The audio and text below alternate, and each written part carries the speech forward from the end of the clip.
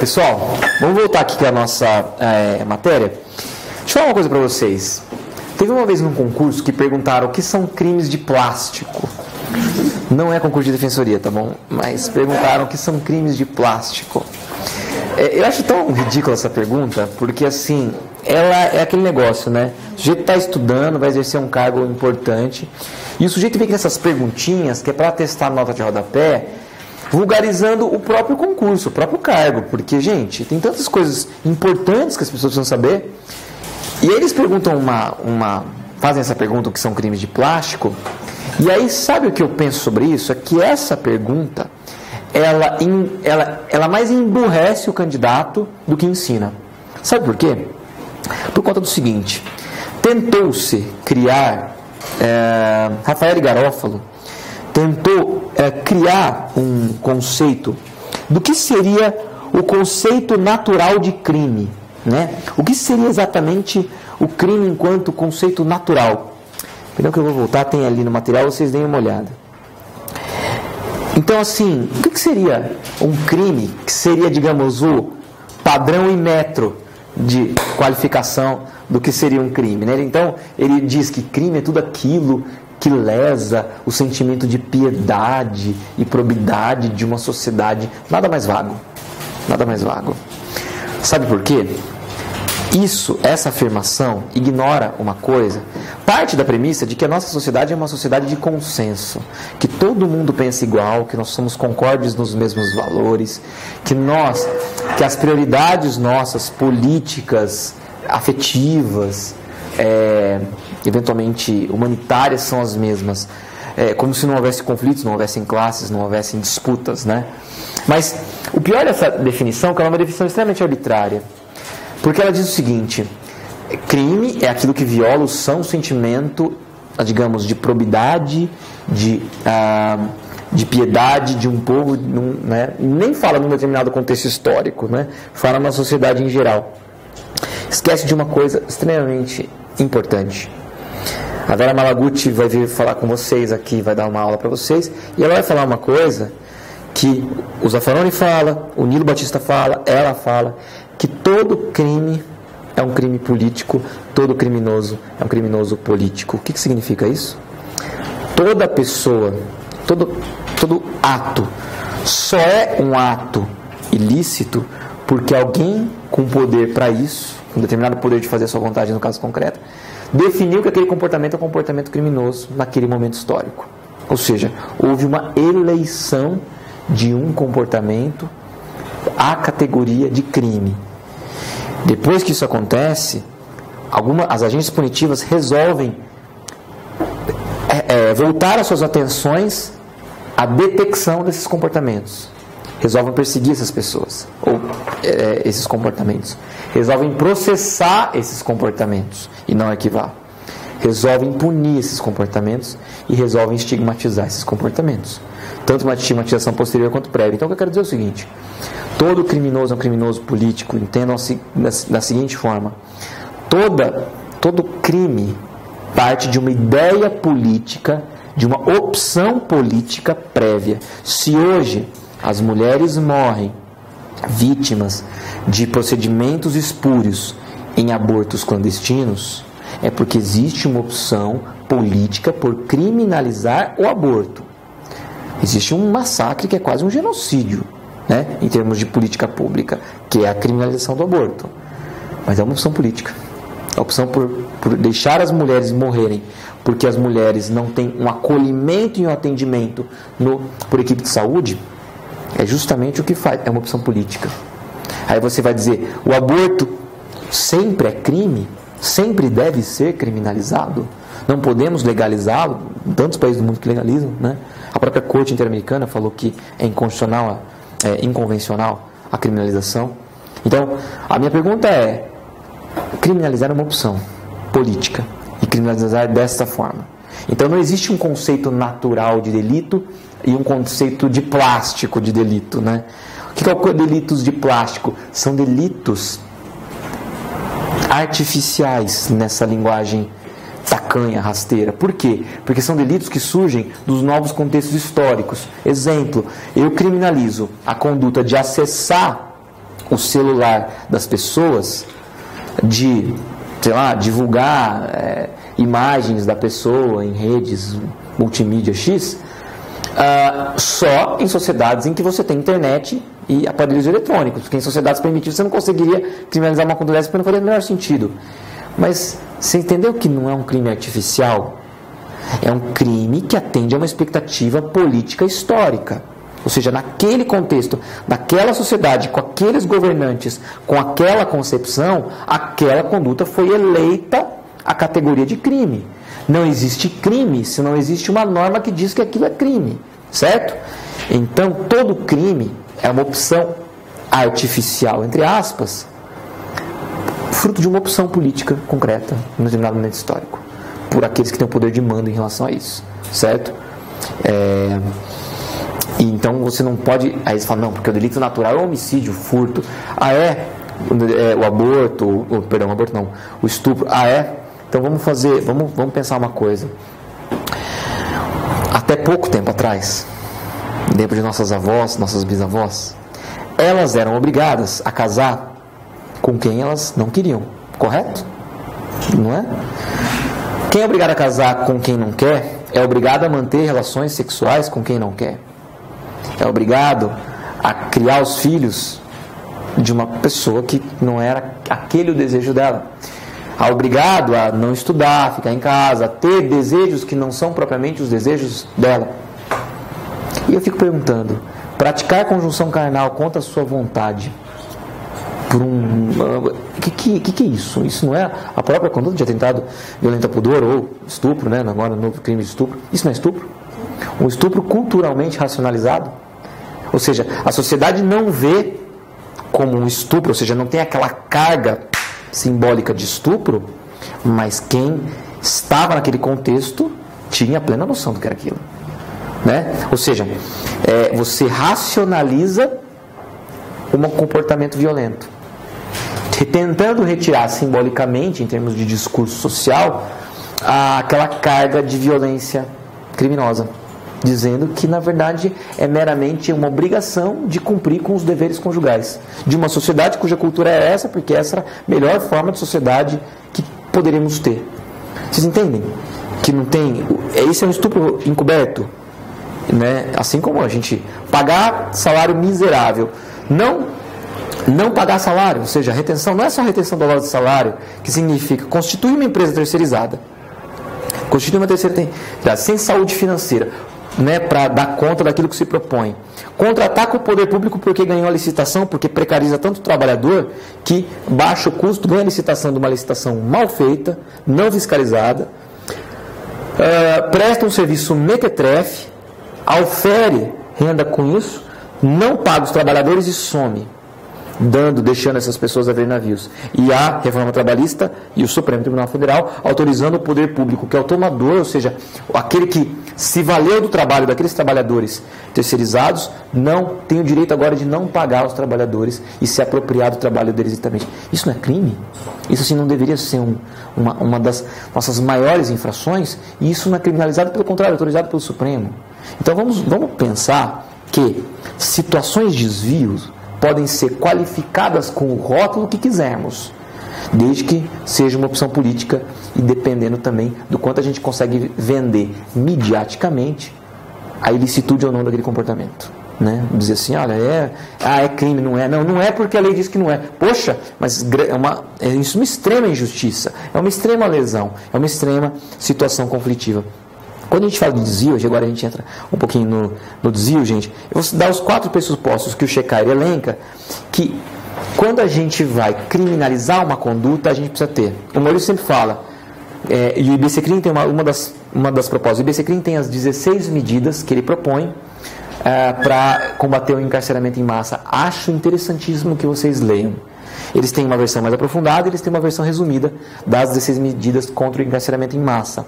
É importante que vocês leiam, inclusive para as provas da Defensoria Pública, como sei lá, se uma prova oral, quais seriam medidas que você sugere contra o encarceramento em massa? O IBC-CRIM tem 16 propostas, acho interessante vocês lerem. E olha, uma das propostas fala assim, deve haver um estudo de impacto criminogênico em determinada de determinado comportamento e um estudo de impacto orçamentário na criminalização. Ou seja, se eu vou definir uma nova figura como criminosa, qual vai ser o impacto orçamentário em termos de deslocamento de material de investigação, de policial, de todo o controle social envolvido naquela repressão? Qual vai ser o encarceramento que vai ter? Porque quanto mais previsões penais, em tese, mais criminalização. A gente fala assim, tem muita gente presa porque tem muito crime, né? Se tivesse menos crime, teria menos gente presa, e a gente precisa pensar nessa lógica também. São 1.700, quase 2.000, 1.780 crimes, o Maurício fala, né, sempre, pela estatística da FGV, só considerando o CAPT, né, sem forma qualificada. Ou seja, você tem 1.784, digamos, motivos para prender alguém. Por isso a gente fala, todo mundo comete crime, né? A gente só não sabe muitas vezes que comete, mas comete.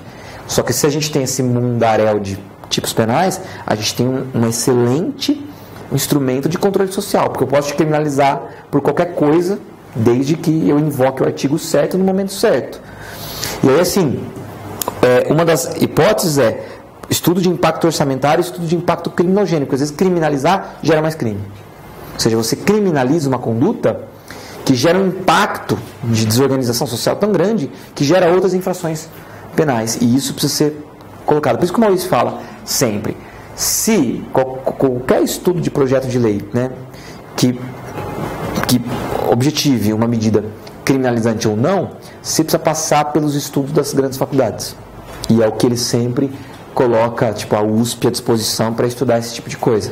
E isso precisa ser cada vez mais colocado. Mas o Shekhar coloca 4 pressupostos que o legislador precisa respeitar quando vai criminalizar uma determinada conduta. O primeiro chama incidência massiva na população, ou seja, é necessário que exista uma ampla,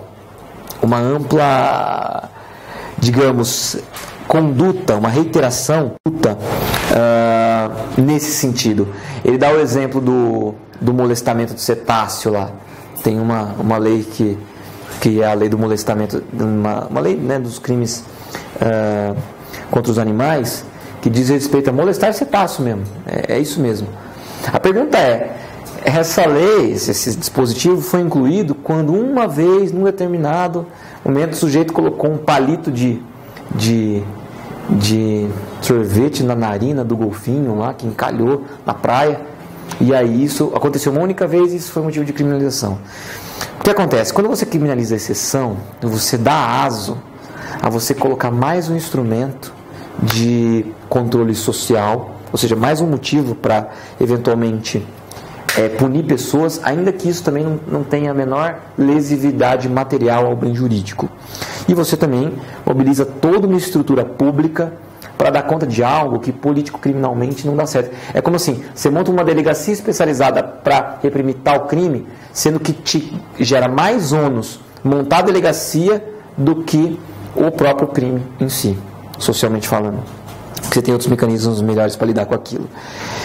A outra questão é a incidência aflitiva, ou seja, precisa produzir dor, precisa produzir dano a uma alteridade, precisa de alguma coisa, de alguma forma colocar aquela pessoa numa situação de diminuição, discriminação, que seja alguma violência simbólica ou real em relação àquela pessoa. Não pode ser uma conduta, por exemplo, como chamar de couro sintético um material que não envolve couro, como, né, da lei de economia popular. Então, vender sob o nome de couro algo que não é couro, dizendo que é couro sintético. Ele fala que é um dos exemplos da legislação. Ou seja, precisa causar dor. Pelo menos nisso, você já pode estender isso para condutas que de fato lesem de forma relevante bens jurídicos, né? Princípio da ofensividade. Persistência espaço-temporal. Não se deve criminalizar um fato que não se distribui pelo território nacional ao longo de um certo tempo, né? Então ele fala assim, tudo bem que são exemplos bem datados, né? Pegar aquela... tinha um material do para-brisa do Fusca que usavam para fazer anel, né? Na época da Jovem Guarda, que eles chamam de anéis de brucutu, né? Especificamente, ou seja, algo que não tem uma incidência massiva. Eu, colocando aqui a Lei Geral da Copa, criminaliza a falsificação do logo da FIFA, expor marcas, negócios, estabelecimentos, produtos, serviços, praticar atividade promocional não autorizada pela FIFA ou por pessoa por ela indicada. Na verdade, é se valer da marca FIFA para vender camiseta, né, lanche, essas coisas. A Copa foi uma lei, foi uma Copa no Brasil, né? Foi circunscrita a um espaço temporal bastante restrito, né? Ou seja, aqueles meses de junho, julho de 2014. Punir alguém porque montou uma lojinha de material usando logos da FIFA só para... Não, muitas vezes nem induzindo a pessoa em erro, porque a própria pessoa entende que aquele comerciante não é um comerciante autorizado da FIFA. Mas o fato de você usar a marca da FIFA já te rendia uma lei temporária que não estava adscrita, portanto, ao critério da lei posterior benéfica. Criminologicamente é um erro você fazer isso, né? Porque você vai criminalizar um monte de gente pobre por um motivo irrelevante, que não tem uma incidência, uma permanência no tempo, uma incidência massiva. E inequívoco consenso a respeito da sua etiologia e de quais técnicas de intervenção seriam mais eficazes para o seu controle. Esse talvez seja o requisito mais importante. Vou ler de novo. Inequívoco consenso a respeito da causa, da sua etiologia, da causa do crime, e de quais são as técnicas de intervenção que seriam mais eficazes para o combate. Por exemplo, a gente está falando sobre uso problemático de álcool, porque o uso de álcool não é um problema. O problema é o uso problemático do álcool. O problema não é o uso do álcool, é o uso do álcool em contextos de direção em estradas. E aí, assim, ninguém seria estúpido de reviver a ideia da lei seca norte-americana para combater os acidentes causados por motoristas embriagados em rodovias. O que esse critério está dizendo você precisa ter um estudo prévio nas faculdades e nos debates e nos meios de interlocução acerca de quais são as específicas causas, determinações do crime e quais seriam modelos preventivos viáveis de lidar com aquilo, quais seriam os custos de cada um, quais seriam as possíveis saídas. E ao se pensar que não temos uma saída extrapenal relevante, poderíamos eventualmente trabalhar com alguma ideia de neutralização de pessoas a partir disso aí. Mas a ideia é a seguinte: não se deve elaborar leis penais antes de fazer o tal do estudo de impacto orçamentário, criminógeno e de desenvolvimento de estratégias alternativas. Por quê? Porque o direito penal, gente, vocês vão perceber, ele gera efeitos colaterais terríveis, tanto na criminalização de inocentes, quanto na criminalização de pessoas vulneráveis a um sistema estruturalmente racista, machista, classista, quanto a estigmatização posterior que ele gera, porque uma pessoa que é selecionada pelo sistema de justiça criminal, muitas vezes, mesmo sendo absolvida, convive com uma carga de estigmatização que, assim, acabou, né? Acabou. Vocês querem um exemplo disso? Assistam aquele filme A Caça. Tem um filme chamado A Caça, muito bom. Fala disso. Meu parceiro, você pode ser absolvido, mas você entrou nas rédeas do sistema.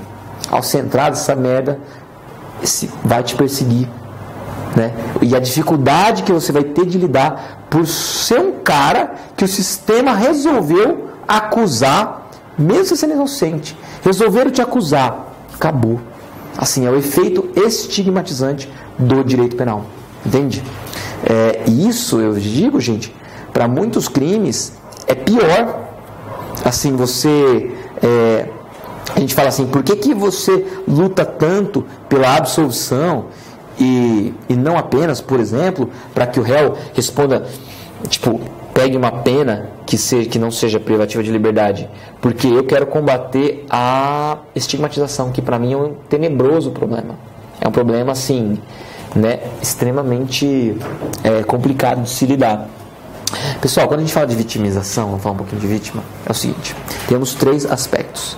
Vitimização primária, que é identificada como aquela causada pelo cometimento do delito, que pode resultar de danos físicos, materiais ou psicológicos. Ou seja, vitimização primária é o sofrimento do dano no momento da prática da infração, certo? Você é a vítima porque foi objeto de uma violência. Tá. Vitimização secundária é aquilo que acontece quando você precisa passar pelo processo digamos,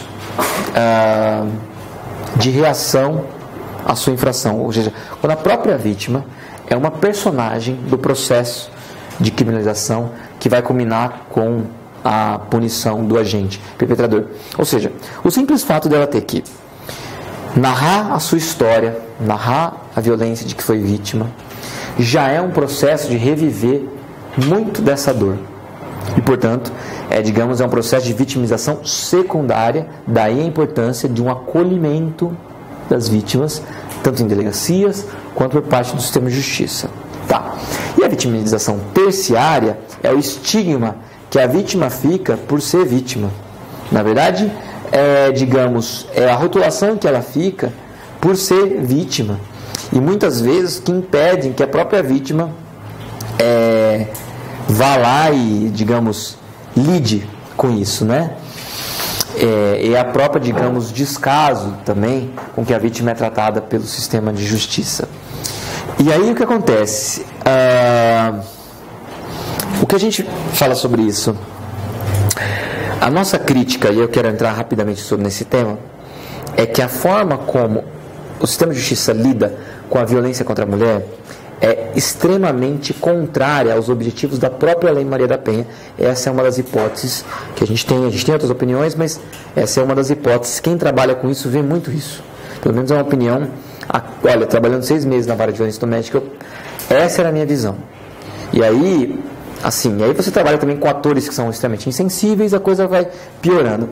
Pensa o seguinte: quando uma mulher sofre violência, vocês vão ter essas matérias no curso, mas pensa o seguinte: quando uma mulher, olha qual foi o nosso pensamento, e aí eu estou fazendo uma homenagem aqui ao Rodrigo, que é Rodrigo Tadeu que ele chama, ele está no núcleo hoje, é um defensor de Guarulhos, que teve uma ideia muito boa, que construiu uma tese que foi muito boa. Ela não passou enquanto tese institucional, mas para mim foi uma excelente construção. Eu uso essa tese, eu acho que ela é importante juridicamente, mas também para convencer os juízes e as juízas, porque eu acho que é importante. Veja, quando uma pessoa é vítima de violência doméstica, o que uma mulher pretende, qual é o objetivo principiológico da Lei Maria da Penha e da Convenção de Belém do Pará Interamericana,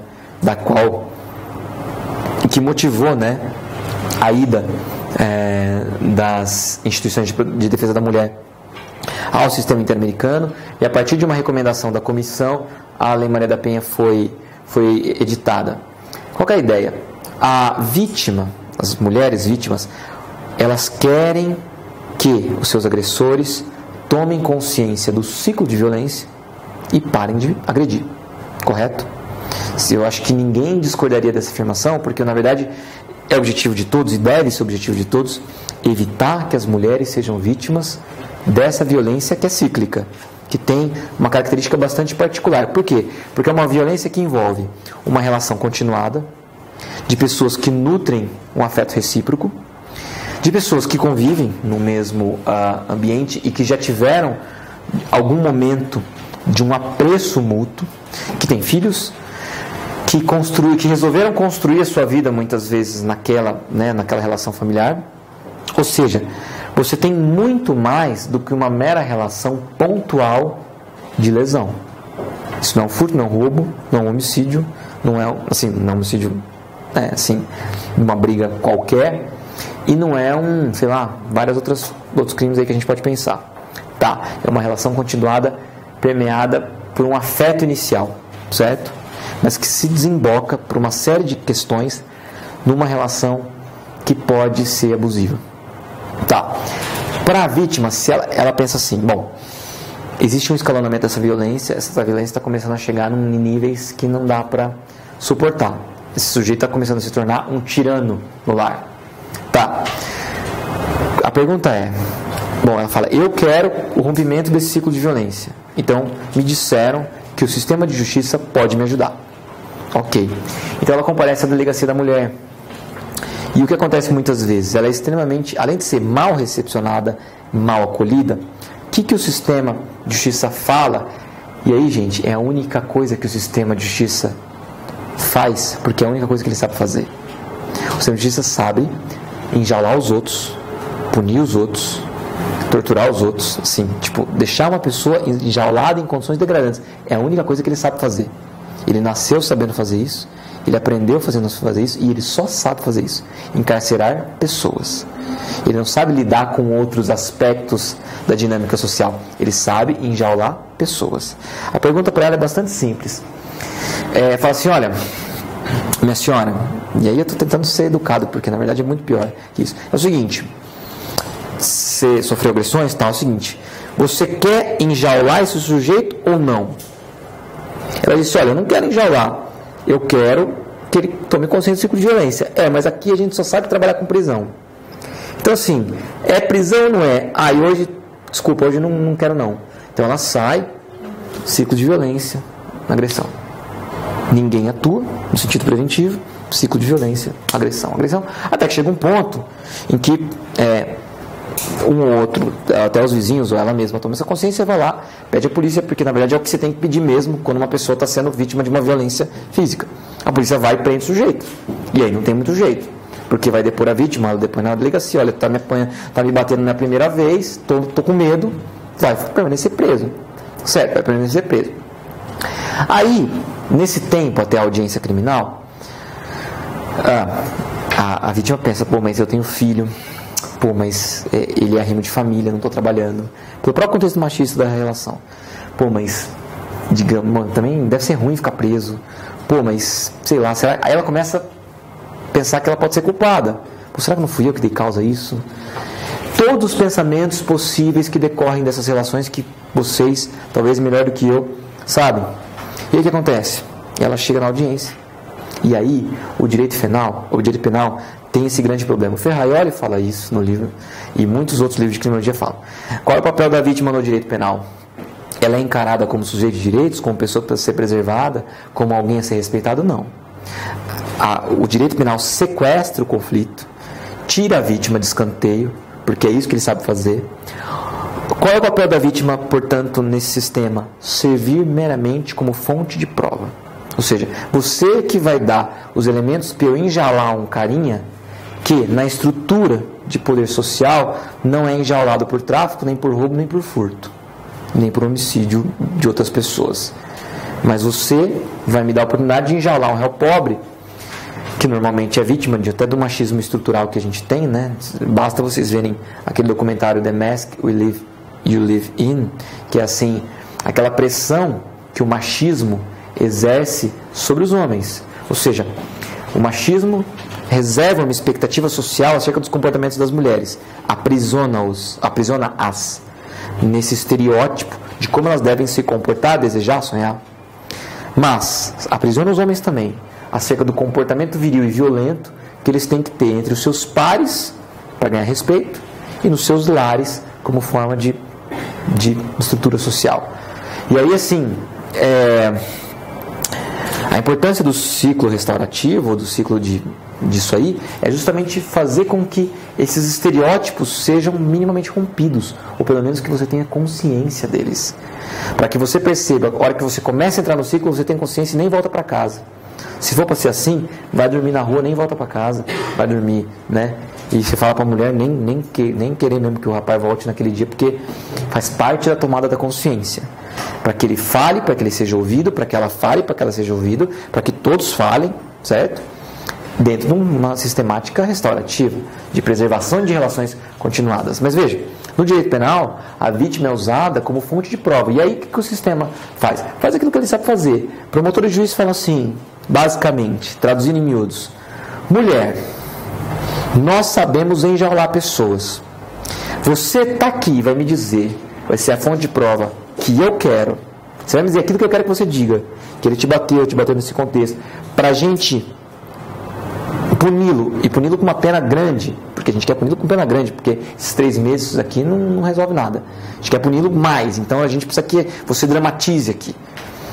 Você está a fim de vir aqui dramatizar para a gente enjaular esse sujeito, e a gente não está nem ligando para você, para as consequências disso, para o que vai haver. A gente não está ligando para o que vai acontecer quando ele sair, né?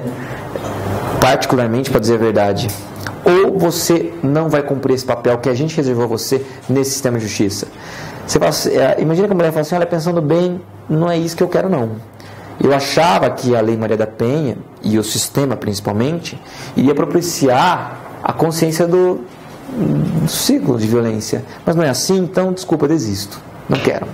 E aí ela chega na audiência, ok, a ação penal é pública, né?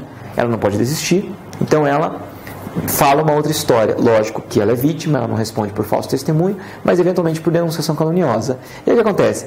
Ela diz uma outra história, diz que ela foi agredida e tal, ou seja, ela inventa uma história em que ela, de vítima, passa a ser algoz, que já é uma violência contra ela.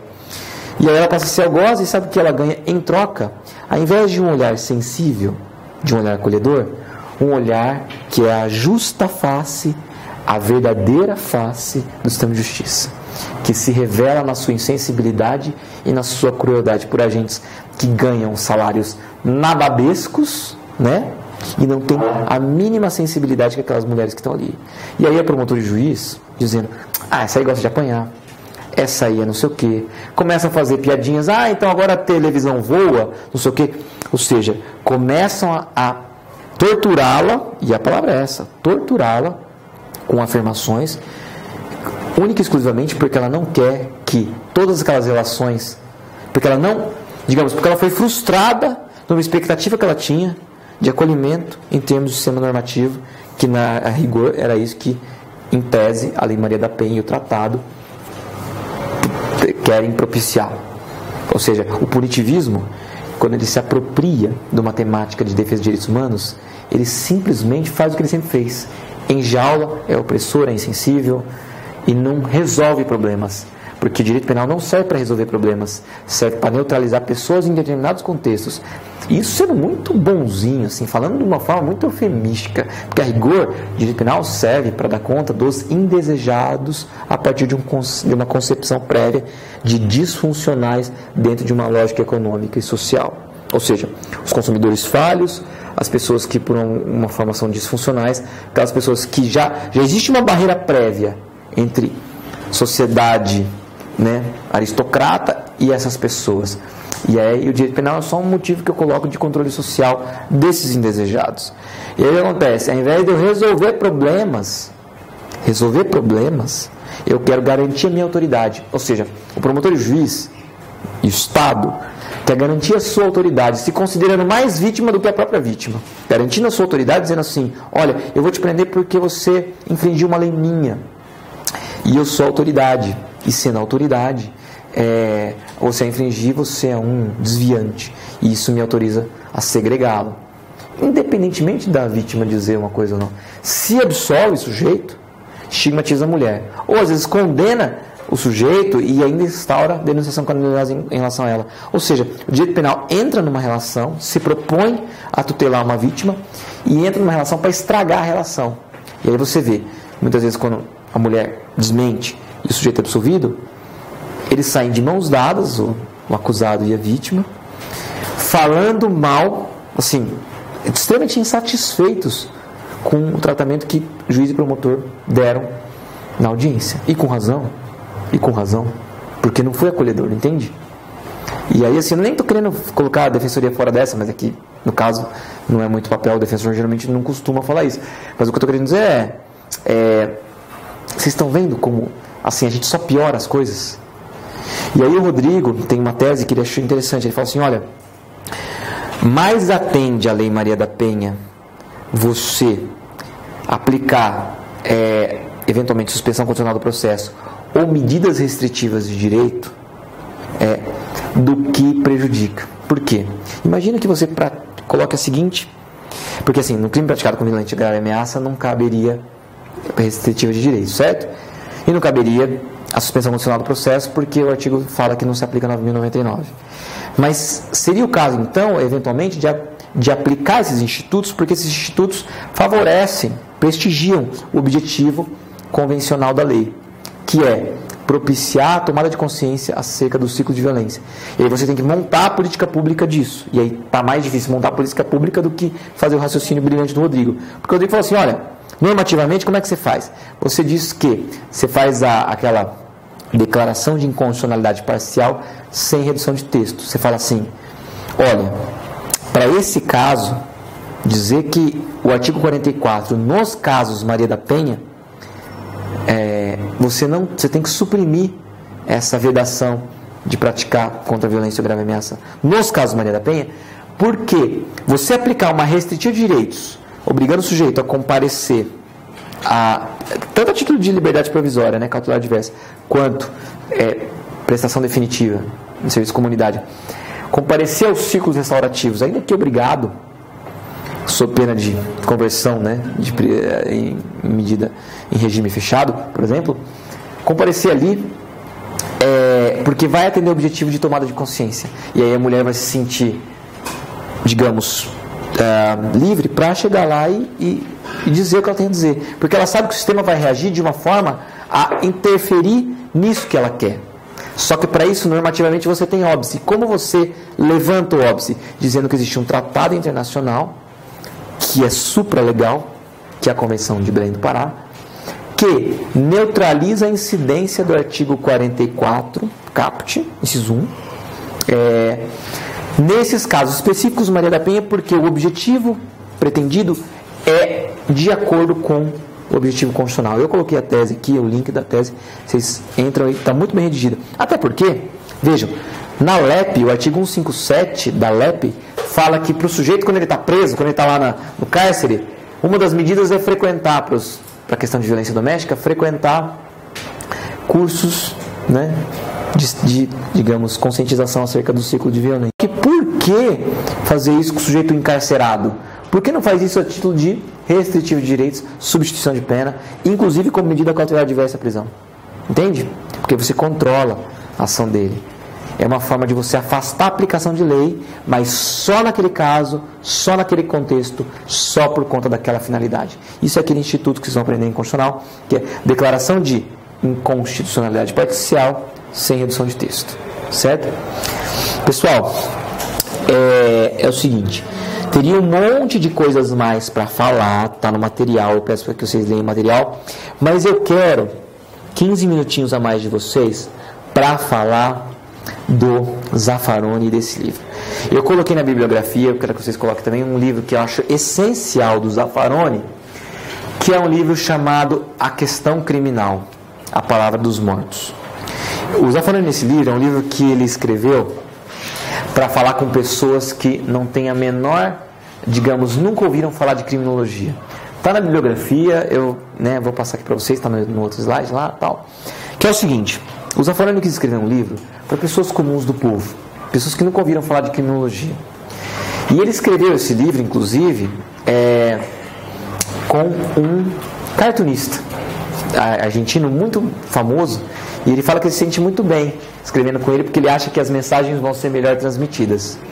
E ele fala o seguinte, nesse livro, A Questão Criminal, bom, o Zaffaroni, que foi ministro da Suprema Corte Argentina, juiz da Corte Interamericana de Direitos Humanos, um dos maiores criminólogos vivos, né, da atualidade, excelente penalista também, ele fala o seguinte, existem vários discursos sobre a questão criminal. O discurso midiático, o discurso acadêmico, que hoje é crítico, mas já foi extremamente racista. O discurso médico também, que hoje pode ser crítico, mas já foi extremamente racista. O midiático, que constrói os estereótipos de rotulação que ensejam as violências. E o discurso dos mortos, das pessoas que são vítimas dos sistemas punitivos. E ele quis dar voz aos mortos, por isso que ele fala a palavra dos mortos. E aí, é o seguinte, ele diz, nesse livro, ele começa dizendo uma coisa muito interessante, que em 1484, no século XV, dois caras, um suíço-alemão chamado Jacob Sprenger e um alsaciano chamado Heinrich Kramer, elaboraram um livro chamado Malleus Maleficarum, que é o Martelo das Bruxas, que ele fala que é a maior obra de criminologia, direito penal e processo penal, que busca diagnosticar a origem do mal na Terra, como esse mal se manifesta e como ele se investiga e pune. É um talagão desse tamanho que ensina a dizer quem são as bruxas, como detectar as bruxas, como investigar as bruxas e como punir as bruxas. E que esse livro trata, digamos, de uma série de discursos, de métodos e para os inquisidores, para como eles tinham que perseguir as bruxas. Olha, é interessante dizer, gente, que é o seguinte: o Zaffaroni dá todo o contexto histórico, né? E ele fala o seguinte: nessa época de Idade Média, de Baixa Idade Média, o que você tinha era a formação das monarquias nacionais. Então, era uma época em que o desenvolvimento econômico capitalista dependia da mão de ferro do rei. Era a época das grandes navegações, e para você organizar os processos produtivos, para, digamos, fomentar a atividade econômica, né, da Europa ali, para expandir, na verdade eles falam, para que Portugal e Espanha conseguissem se organizar economicamente, os fatores de produção, para que você conseguisse organizar as caravelas para sair além mar, formando colônias e negociando nas Índias, você precisaria de um rei forte para organizar isso, para organizar as terras, para organizar a tributação, para organizar a canalização do dinheiro, para onde ele ia ser investido e como. Ou seja, você precisava de uma mão forte, não precisava de livre mercado na época, você precisava de mercado forte, único, concentrado na mão do rei, certo? Para que organizasse os fatores de produção, para que aquela burguesia incipiente começasse a poder se expandir além da Europa. Bom, tem toda uma análise. O mercantilismo é isso, né? Como você precisou de um Estado forte, concentrado na mão do rei, para conseguir viabilizar uma proposta econômica que se expandisse além mar. Se tinha esse poder, portanto, do rei, de uma forte, soberano, que tinha um poder laico, a partir que organizava os fatores de produção, e você tinha o clero, que diz o seguinte: precisamos disputar um outro tipo de poder, já que esse poder temporal não é nosso, o poder da fé, digamos, de como vai ser a vida dessa pessoa após a morte. Precisamos monopolizar o pensamento para que nesse pensamento monopolista nossa voz seja uma voz presente no Estado. E aí a ideia de dominação do poder, é secular que fala? Não, secular seria o poder laico, e o poder temporal e o secular, eu acho que é isso, né? O poder da fé, o poder ligado ao espírito, e o poder ligado ao presente, à força bélica. E aí vejam, a construção do discurso aqui é a construção do discurso para obtenção da dominação ideológica pela fé. Qual que é a ideia aqui? Eu precisava construir a ideia do porquê vocês precisam assim, digamos, frequentar a missa e ir na igreja. Porque senão, as pessoas que fora da igreja não há salvação, correto? Certo.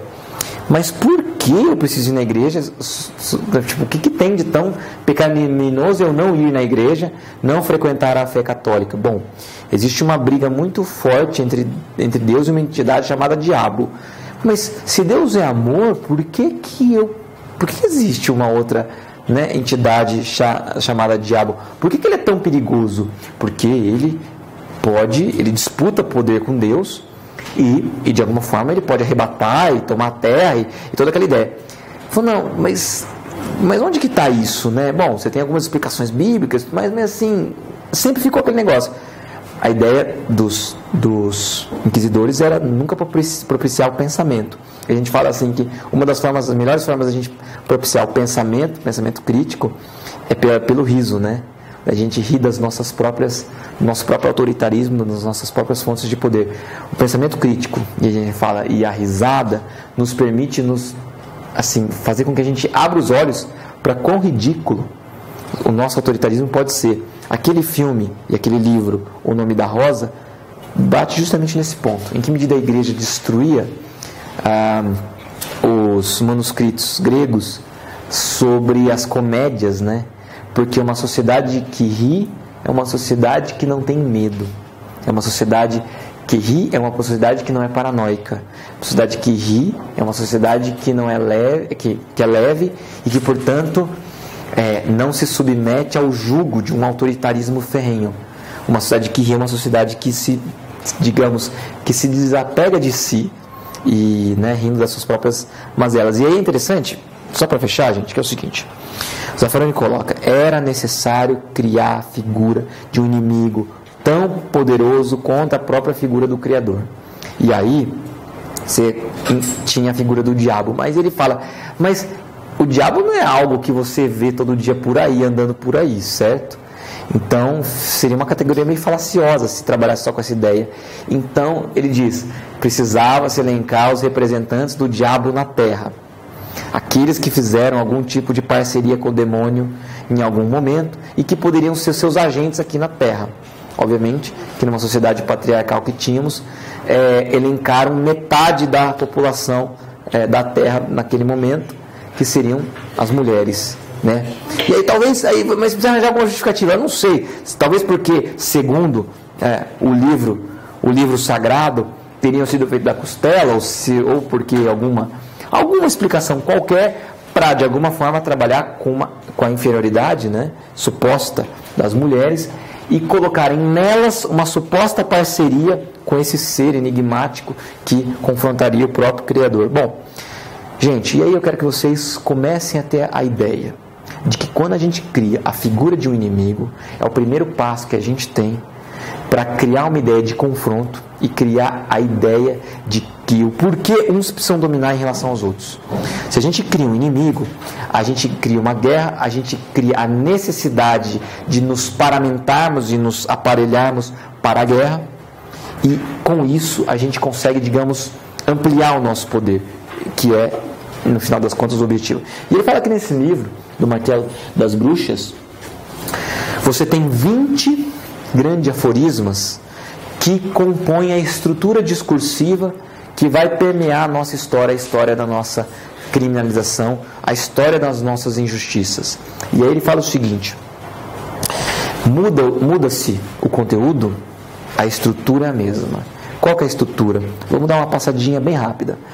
Ele fala, o que isso está escrito no livro: o crime que provoca a emergência é o mais grave de todos. A gravidade do crime é exaltada ao máximo porque dela depende o grau de perigo da emergência e do poder correspondente ao repressor. É dizer o seguinte: todo crime, seja furto, receptação, apropriação indébita, estelionato, contravenção, é grave por ser crime. É grave porque corrompe a sociedade.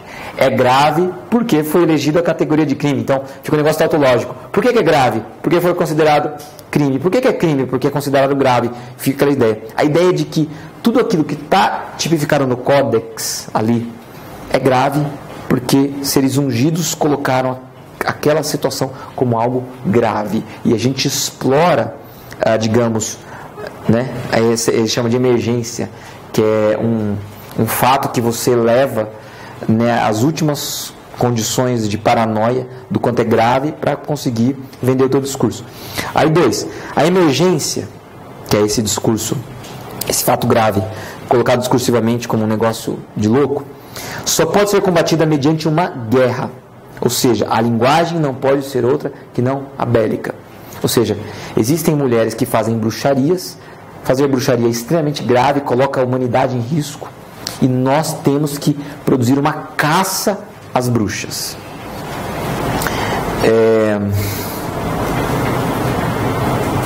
Aqui. Sua frequência é alarmante. Diziam que na Alemanha estava cheia de bruxas, mais do que em qualquer outro país. Ou seja, o crime toma proporções diárias, o crime está tomando a nossa sociedade, os crimes estão aumentando. Estamos em uma sociedade, né, com os valores cada vez mais sendo corrompidos. A retórica bélica, a frequência alarmante, ninguém mais aguenta. 4, o pior criminoso é quem duvida da emergência. Então, mas estatisticamente, já pararam para pesquisar se de fato é nessa frequência e se de fato esse crime produz essa danosidade social toda? Isso é coisa de comunista, isso é coisa de esquerdista, isso é coisa de sociólogo que não tem o que fazer. Ou seja, o pior, e o Zaffaroni sempre fala isso naquele livro, O Inimigo do Direito Penal, o pior dos criminosos não é só o criminalizado. É aquele que se coloca a favor dos criminalizados ou que questiona as premissas criminalizantes. Ou seja, aquele que duvida ou critica é talvez tão inimigo a ser combatido quanto aquele que pratica a conduta criminalizada. Pior do que a bruxa é aquele que vai defender a bruxa, ou que duvida que aquela mulher possa ser uma bruxa. Da bruxaria, né?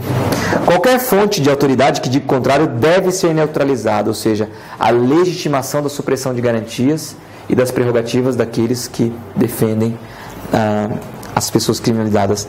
A valor dos fatos se inverte por completo. Olha que interessante. Se a bruxa é torturada, mas não confessa, é porque Satã lhe dá forças. Se ela é desesperada se enforca, é porque Satã dá força para ela e arrebata ela antes dela poder confessar.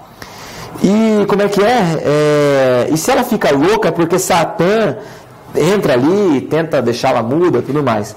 Então, assim, a gente faz o seguinte: é aquele negócio que na vara criminal não tem jeito, né? A gente fala, olha, se o réu nega, o juiz fala que o depoimento dele restou isolado no processo e não tem prova.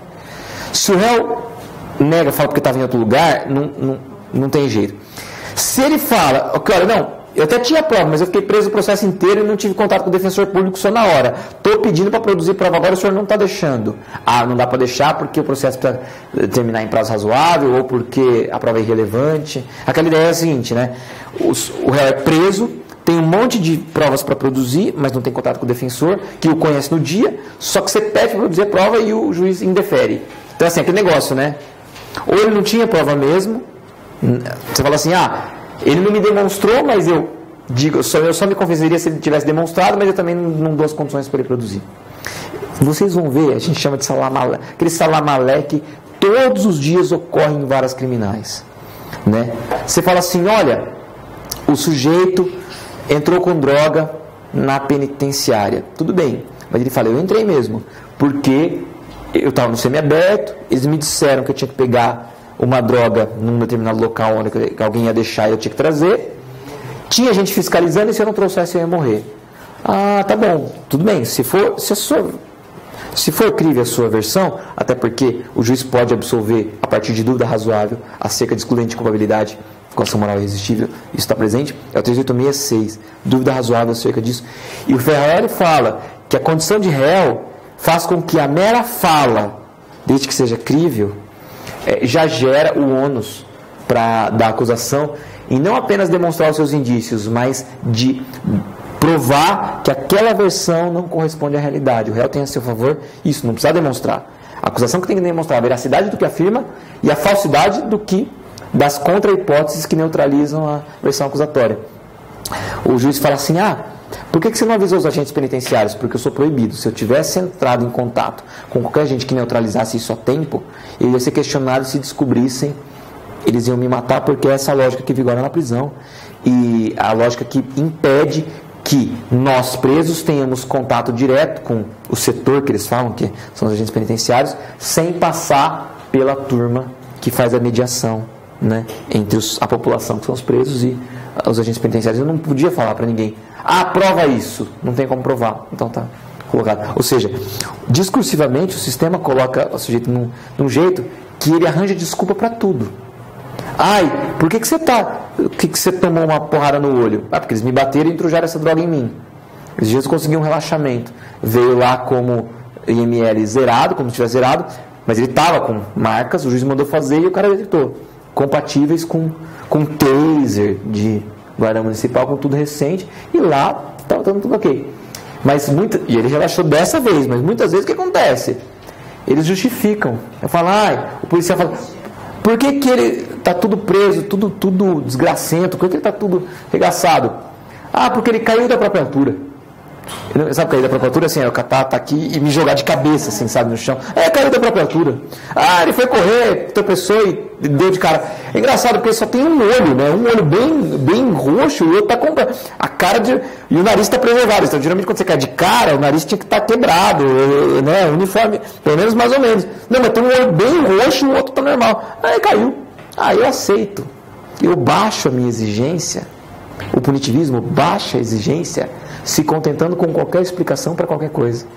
É isso que o Zé Flávio está falando aqui, do Malhos, né?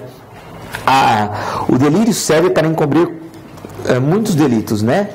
Se o homem santo é encontrado na cama com uma mulher, é o Satã que se apoderou do corpo da mulher, conseguiu seduzir até o homem santo, entendeu? A culpa é da mulher, entendeu? Não é? As imagens dos dirigentes são sempre imaculadas, os inquisidores são infalíveis, os juízes nunca erram, nem os promotores. As imagens, os inimigos são inferiores, e a sua inferioridade justifica a violência que a gente tem contra eles. E as inferioridades podem estender-se. Então, as filhas das bruxas tinham predisposição à bruxaria. Filho de pessoa, né, acusada é também criminoso. É uma regra que o poder punitivo descontrolado quer um mundo regular e cinza, né? Ou seja, as pessoas têm que estar sob constante medo e sob constante alarme social, porque é isso que alimenta o meu autoritarismo. Os inquisidores negam os danos colaterais. Bom, a gente está na nossa lógica de moedor de carne, de pessoas pobres, a gente condena muitos inocentes. É o preço que devemos aceitar. Eu nego os efeitos colaterais da criminalização de inocentes, que esse é o pior pecado. Se você pode considerar qual é o pior pecado da humanidade, é a condenação de inocentes, né? A gente está predisposto a aceitar esses efeitos colaterais nefastos. Eles não nos sensibilizam. Os inquisidores são infalíveis. E mais do que isso, são puros. Bom, basicamente é o que a gente já tinha dito. Os inquisidores não admitem erro. Quem é condenado é culpado e a condenação é a prova suficiente. É aquele que você fala, por que o sujeito é culpado? Porque o processo judicial falou que ele é culpado. Mas o processo judicial é extremamente falho. Não importa. Se tem uma culpa atestada por sentença transitada e julgado, não há o que fazer. É culpado porque, né, o sistema diz que é. Os inquisidores se eximem de toda a ética frente ao infrator. Podem prometer tudo e depois não cumpri-lo. A inferioridade da bruxa lhe autoriza a fazer isso. Ou seja, eu posso cobrar uma fiança de R$5.000, aí eu abaixo a fiança para R$500, só que a família não notifica a família a tempo, só que a família, já falei que é R$500, não R$5.000, a família vem, faz dívida até com o Dunha, paga os R$5.000, a hora que chega lá nos R$5.000, fala, já que pagou R$5.000, vai ficar R$5.000 agora. Ou seja, você que já baixou, ou seja, você não devolve porque você fala que já que pagou 5.000 é porque tinha condições. Não tinha condições. Isso foi feito à custa de muito sacrifício e sofrimento e um endividamento, inclusive com o banco e com o agiota, que vai ter dificuldade. Você não é sincero. Você baixou, pagou a mais, você mantém a mais e você não libera. Isso para mim é de uma hipocrisia, gente. Isso acontece direto. Os inquisidores se eximem de toda a ética, então, né, os inquisidores são imunes ao mal que combatem. Satã não pode enganá-los, porque Deus não permitiria. Então, assim, bom, não vou nem dizer, né? Em contextos recentes, quem são os grandes, né? Os que se arvoram. O sujeito que usa um óculos, assim, né? Tira foto com a mão né? Foto a equipe, a força-tarefa. O mal tende a prolongar-se. O mal sempre se prolonga. Isso faz com que seja exigida sua erradicação total e absoluta. O massacre deve ser radical e definitivo. Ou seja, eu combato eu não tenho como paradigma a lesão bem jurídica. Eu tenho como paradigma o combate a pessoas. Ou seja, o sujeito furta um negócio e a pena é de 1 a 4 anos. Pela infração penal aplicaria 1, mas porque ele é multirreincidente, eu aumento para a pena máxima. Ou seja, pela lesão patrimonial é 1 ano. Pelas condições pessoais pelas quais ele já pagou, já sofreu, né, já responsabilizou, eu acrescento mais 3. Então eu estou punindo mais você por você mesmo do que pelo grau de infração, de lesão que você causou. A crença no poder das bruxas era um preconceito da época, e aí esse preconceito é aprofundado, é sempre explorar os preconceitos das pessoas. E o Malhos garante a reprodução da clientela. A mulher que não era torturada para que confessasse, mas para que revelasse os nomes dos seus cúmplices, A mera menção já autorizava. Ou seja, o que eu quero mesmo é extrair confissão sua. Eu torturo, extraio confissão, vou no outro, torturo, extraio confissão, seja ela legítima ou não. Depois eu legitimo aquela confissão por outros mecanismos. E vou torturando, violando direitos fundamentais e destruindo aquele mínimo ético que a gente tem em termos de convívio. Pessoal, desculpa passar um pouquinho do tempo aqui, mas o que eu quero dizer para vocês é o seguinte. Nós vamos ter 4 grandes aulas, mas o que eu quero dizer para vocês é o seguinte. Vocês não entendem direito penal senão por um paradigma crítico. Eu brinco, eu adoro dar aula de teoria do delito, mas eu sempre chego em qualquer palestra que eu dou, eu falo, eu não falo sobre direito penal falando de exemplos abstratos. Sabe aqueles exemplos que não tem nada a ver?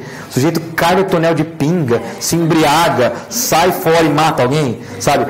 O sujeito está lá, aquele exemplo de sujeito vai, entra para matar alguém e atira, e na verdade era uma outra pessoa que estava lá. Pô, quem faz isso? Você se certificar antes, né? O sujeito que atira no urso, não deu o exemplo do urso, de tipo, o cara está numa floresta, tem um cara, ele acha que é um urso, mas é um sujeito vestido de alce, sabe? Sim, pelo amor de Deus, eu não dou esses exemplos, eu só dou exemplos ligados à realidade para demonstrar o quanto nosso sistema é injusto e demanda digamos, respiro de áreas democráticos à luz dos direitos humanos, tá certo?